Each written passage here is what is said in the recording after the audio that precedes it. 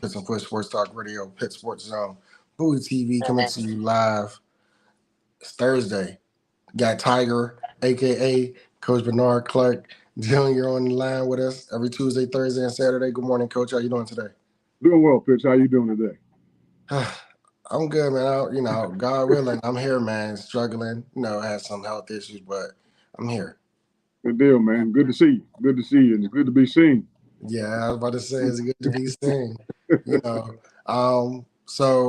know, we last left off on Tuesday. We talked about our wow is transition, hmm and want to kind of just touch base and follow up on how practices were on Tuesday and on yesterday. I believe one of the days was probably just a walkthrough. Now, Monday's a walkthrough, but Tuesday and Wednesday are we pretty much get after it. Today on Thursdays, it's more special teams emphasis, making sure our guys know exactly what's going to go on with Tennessee Tech special teams. But practice is going well. The guys got good energy.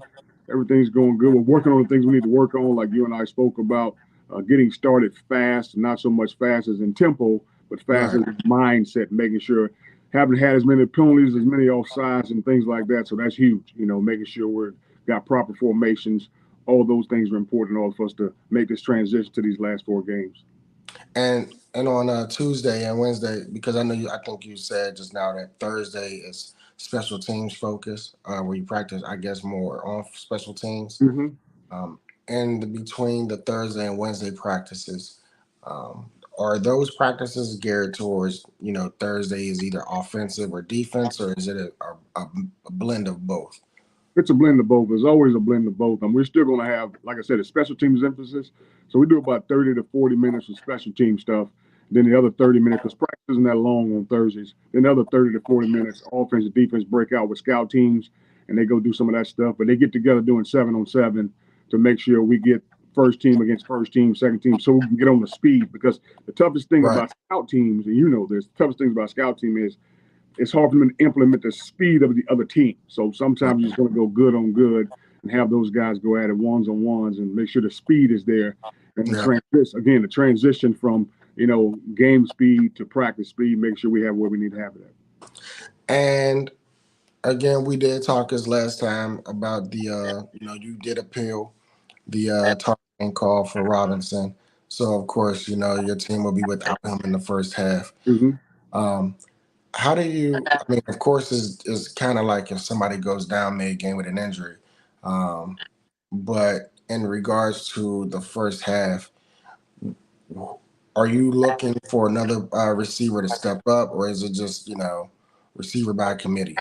Oh no, absolutely. We're looking for another one to step up. There's no doubt about that. We got to make sure. Again, we always talk about next man up. I guess the thing that's strange to me about it, Pitts, as we try to find that next man up and see if we're gonna have somebody. Back when I was in college, and I'm sure when you were in college, the mindset was different of the second team guy. When Yes. you got an opportunity to go in and show the coaches that you're capable of doing this. So it's kind of strange to me. We haven't found that guy yet, because we had a couple of guys who were trying to get over injuries, so we may try to move them in. But the young man that we put in there, he wasn't giving us. I'm like, come on, man, this is your opportunity. I mean, take advantage of this. And I know Noah is our best receiver, but who cares? Who cares if he's a let's show what you can do. And it's sometimes I always talk about, our deepest fear, is not that we're inadequate, is that we're powerful beyond measure. It's not our light that frightens, it's not the darkness that frightens us, it's the light. And sometimes when you put a guy in the limelight, he just tends to shrink. But it always goes back to what we talk about. Football doesn't build character, it reveals character. Yeah. So those are things. So we're looking for the next man up. And one of the young men that was a little bit injured, he's showing up the way he needs to show up because he's starting to feel healthier and stuff like that. So the things are going well. But the crazy thing is, as you alluded to, if I was number two on the depth chart and, something happened, never wishing, but if something happened to the person in front of me, my mentality was if I ever get that opportunity, I ain't letting it go. I ain't Yeah, giving it back up, yeah. and I know exactly what you're talking about because, like I said, and you saw it when you were here on the wall next to our locker room, it says preparation plus opportunity equals success.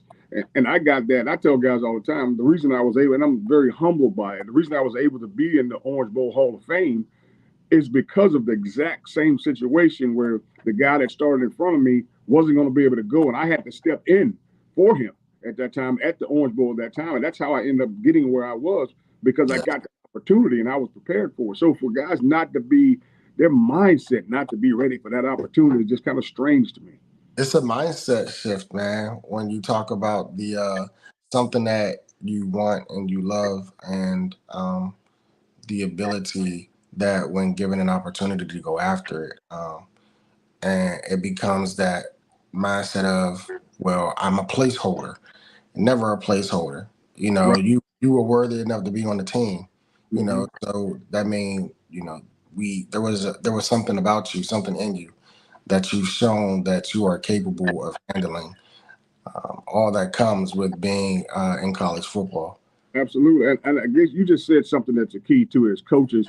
It's hard to see when you're recruiting a young man how many guys actually love the game of football anymore.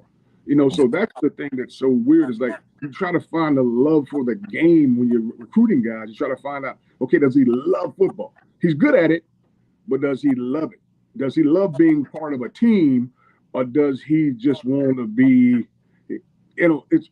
I guess Denzel Washington said it best. He said people used to want to be rich and famous. Yeah. Now they just want to be famous. They just want people to see them. They want to see how many likes they get. No, so you got to figure out, does he really love the game? We got a lot of guys that love the game of football, but some of them we're not 100% sure if they love the game of football. They love just putting a uniform on and being a representation of the team.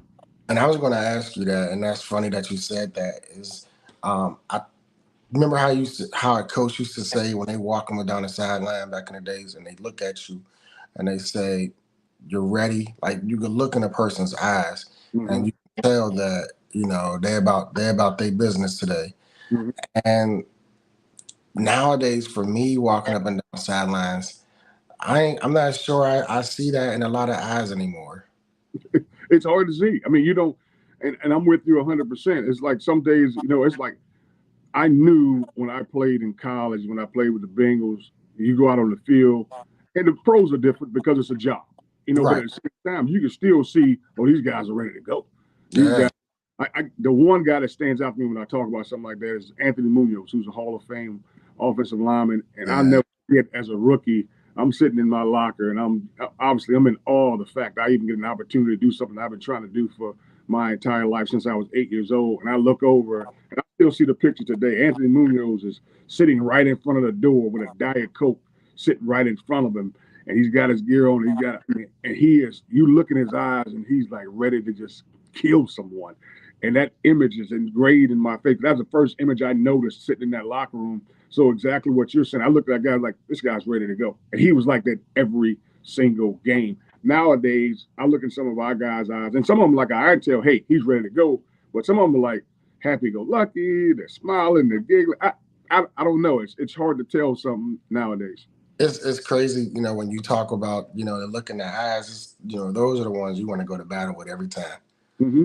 Those are the Absolutely. ones that you want to be on the field with at every time because at any given moment, they're going to give their all. They're not going to allow the pressure of the moment to weigh on them to Mm-hmm. where they can't move and they're stagnant and they're no longer productive or performing in a in a in a way that we know that they can. So it's just odd that the mind shift or the love of the game.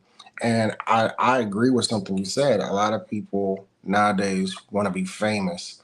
When Denzel said a lot of people wanted to be rich and famous. Now they just want to be famous. And it's just the mentality of today's society, right? Everything is microwavable now.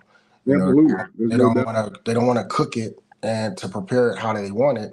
They just want it done something they could pop in a microwave and eat it, and not really have to do the groundwork and to lay the foundation to get the taste and the desire of the substance of the food that they want. They just want to be able to warm it up and go. Absolutely. And you hit it right on the head. I mean, they hit the nail right on the head, and that's exactly what guys want. They want that satisfaction now. They want to make it happen now. It's like, can I do this? Can I do that? I've been in a situation, a couple of years ago where we lost the game, but one of our receivers made an unbelievable catch in the game. Now we lost the game, mind you, before we even got back on the bus ride home. His catch was already on Twitter.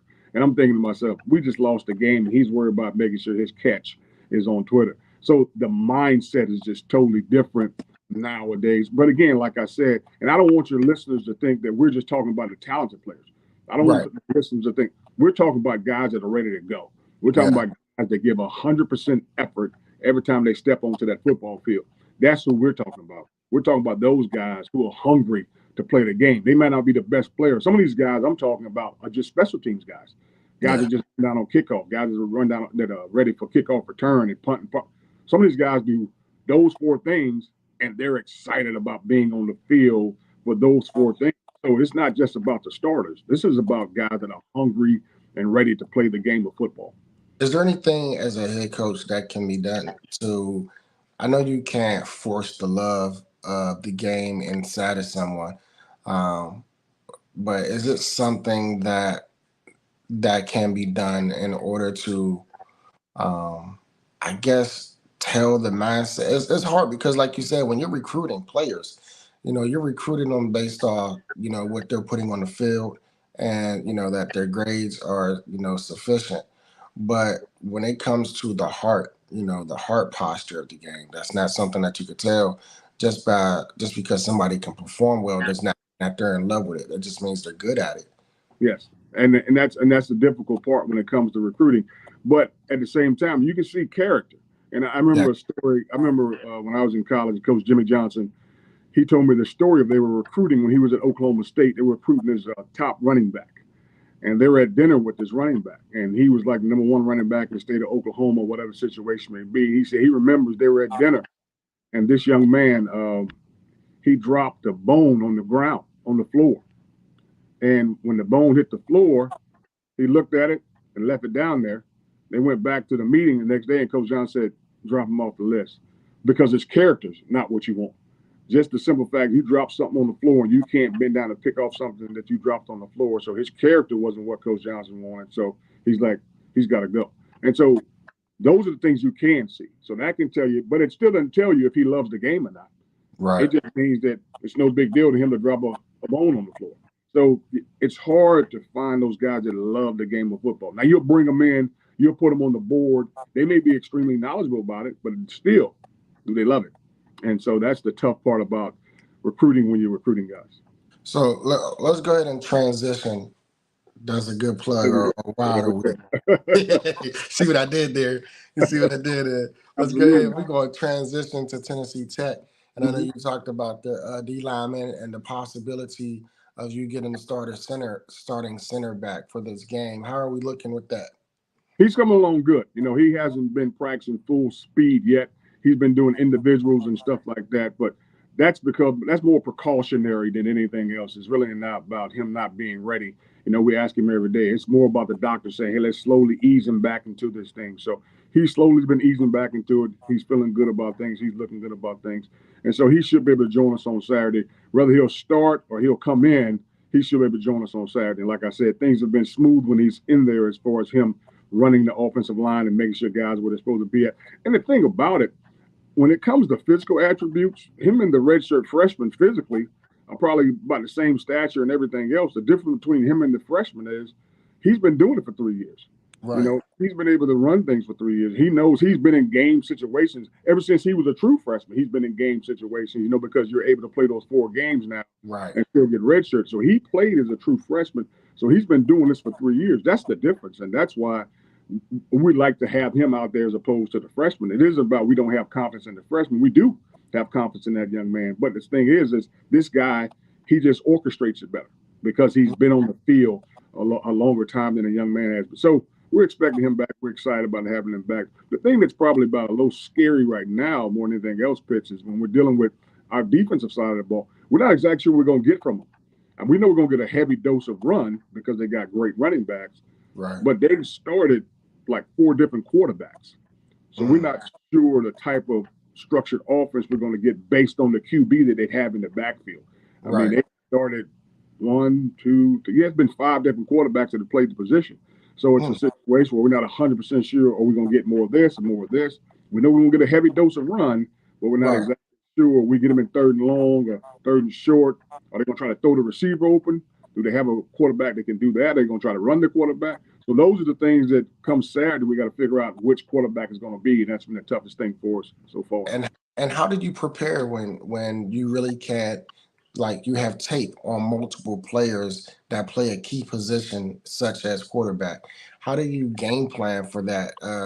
I'm sure there's some type of known qualities, meaning so when this quarterback gets in, typically they run, or usually they may run the ball, down at, whether it's down at distance, they bring him in for 3rd and 9 or longer, or if they need a hard yard, they bring this quarterback in. Mm-hmm. Uh, I'm sure those are some of the known qualities that may be able to be picked up on camera. However, every now and then there's a wrinkle. So how do Mm-hmm. you prepare when you don't know what you're going to see or who you're going to get at the QB position? I think the biggest thing is you got to find out the offensive coordinator's tendencies. Regardless of which quarterback is in there, on 1st and 10, what play you getting a heavy dose of?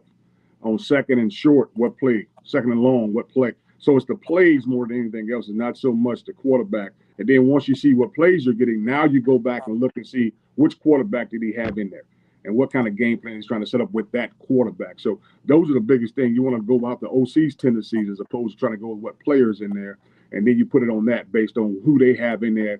We're gonna allow this guy to get out of the pocket. Are we trying to Okay. do more boots? Are we trying to do more sprint outs to get him out of the pocket because he's not a pocket passer? Or when this guy's in there, is he going to sit more in the pocket? And we're going to call these plays and stuff like that. And what route combinations you're going to get from a pocket passer as opposed to a sprint out or bootleg passer. So Right. those are the things that you're looking for. You're looking for the offensive coordinator's tendencies on 1st and 10, 2nd down, 3rd down, red zone, and things like that, as opposed to who the quarterback is. When we talk about what you are not sure what you may get on the defensive side, and you talk about the difference in the quarterbacks. Also, the last game before the bye, you did have two new safeties in the game as well. Will that be the same case for this game, or will those two safeties still be in there? As of right now, yeah, those two guys are going to still be in there, and they're young guys. So again, we got to make some adjustments with those two freshmen that are in there and do some things different. Now, the other guys are coming along health wise, so they're Okay. healing health wise. So they may be able to get in the game.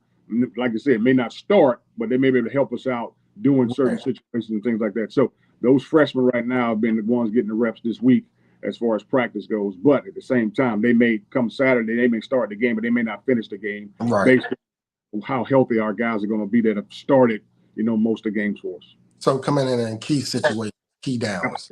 Absolutely, and that's the big thing right now. Coming in key situations, key down, they'll be able to help us in those situations. As opposed to 1st down, not so much. But when it comes to 3rd and short, where we need Right. man coverage and with things like that, and make sure we're making the proper checks. So that's the toughest thing for the safeties. It's not about them not physically being able to do it. When you're Right. at safety, it's more mental. Okay, they're in a 3-by-1 set. What am I doing in this 3-by-1 set? How am I playing this 3-by-1 set? How am I getting after in this 3-by-1 set? Those are the things that become more important as opposed to making the checks or getting there and making the tackle. It's more about making the checks at safety than anything else.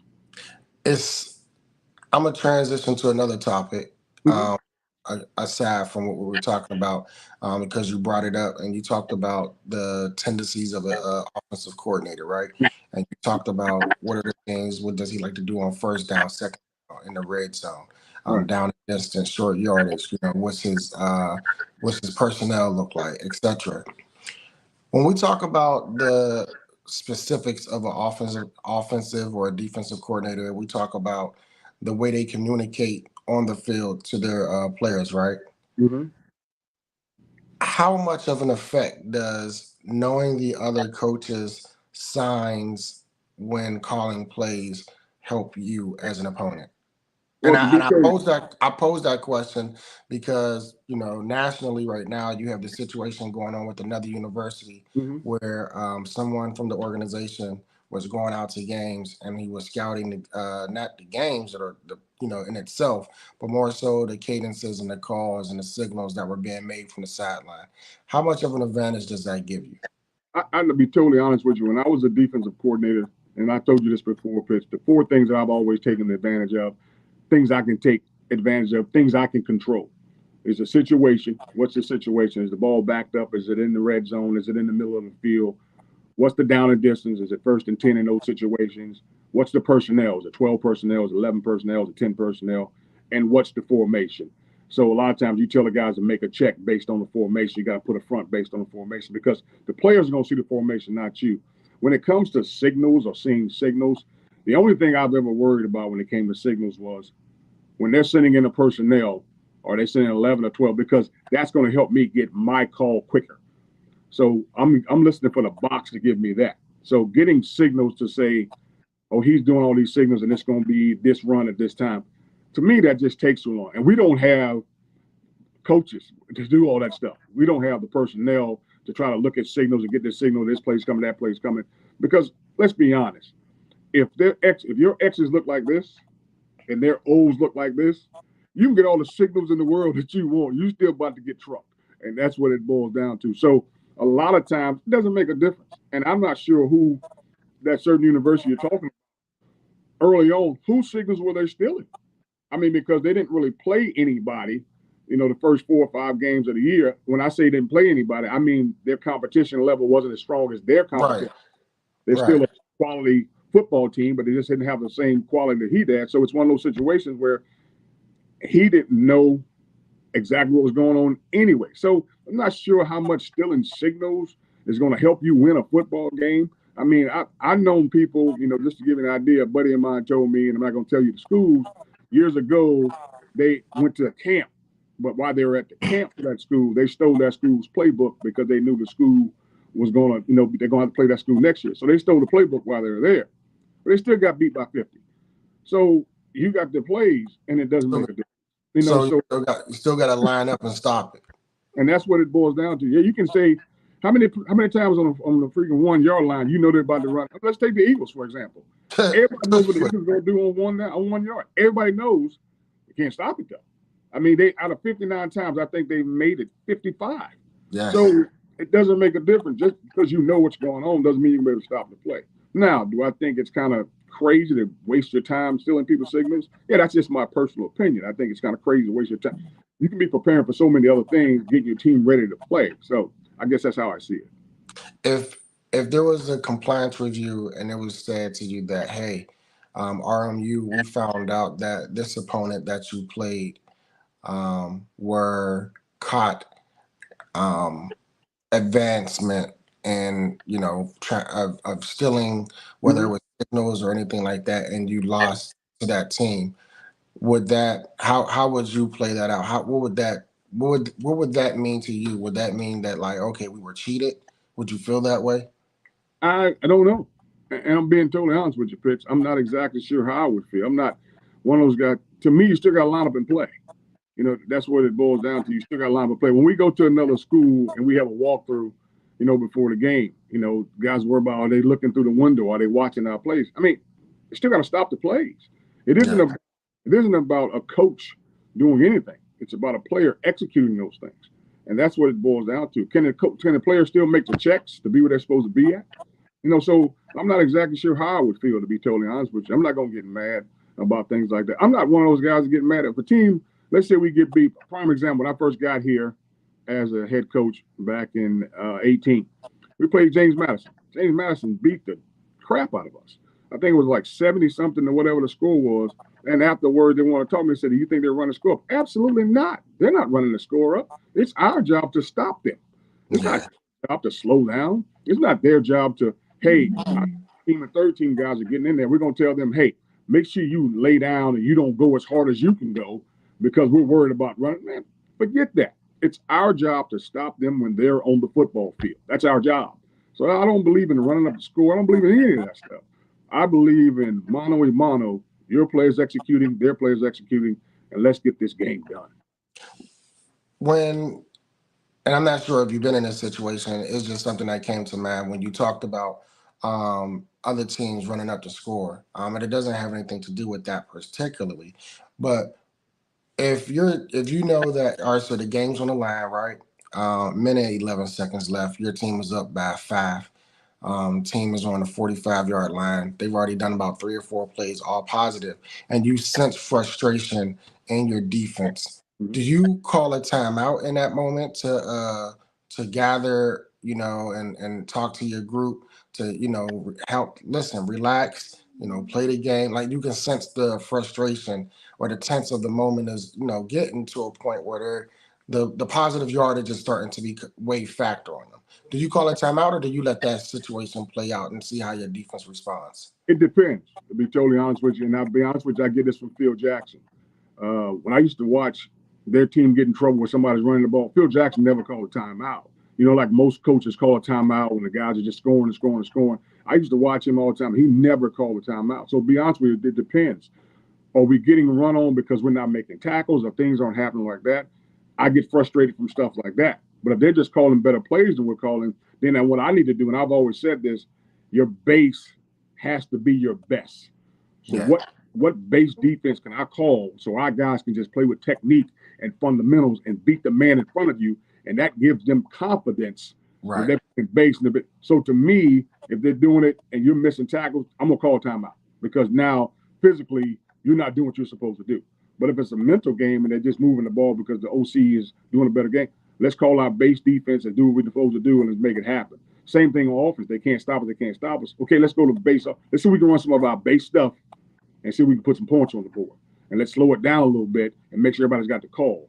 So I'm not one of those people. I don't want to get in panic mode, but I do get in panic mode when not making tackles. I'll be totally honest with you. With things like that, because as you can, and we'll go back to the game, the Howard game in that second quarter. I saw you in the end zone, and you was like shaking your head, and I'm like, what's going on? Why are we missing all these tackles? So I did call timeout at that time because we were missing so many. I think one play we missed 5 tackles on one play. And so I had to call timeout because I was frustrated by the tackles, not so much about the execution. It was more about not doing what we're supposed to do. So again, transition is our wow of the week, Mm-hmm. our word of the week, and as we transition and get ready for Saturday, a couple keywords was start fast, not as in tempo, but start fast physically from the opening kickoff. As we said on other shows, that the opening kickoff sets the tempo. Whether you're the receiving team or the kickoff team, it sets the tempo, and you want to be on the positive end of that tempo. And then also, missed tackles, and then penalties. You Mm-hmm. know, keys to the game that if the penalties can be lowered and missed tackles are lowered, then it'll be a great game. Despite the first half of Robinson not being able to play, whether or not the starting center is able to go full time or part time, or if your safeties are able to go full time or part time. Because truth be told, in all of those games, you still had other pieces that were not the starting pieces, but you guys were always in the game. It was just miscues Mm-hmm. that was the Achilles to propelling you guys to victory. So I look forward to this Saturday. I look forward to our conversation this Saturday for Execution Saturday. And let's go, Bobby Mo. I stole it before you. Let's get it going. Hey, again, always great to talk to you, Pitch. Have a great day. Peace. Let's go, everybody. See y'all Saturday, 9:30.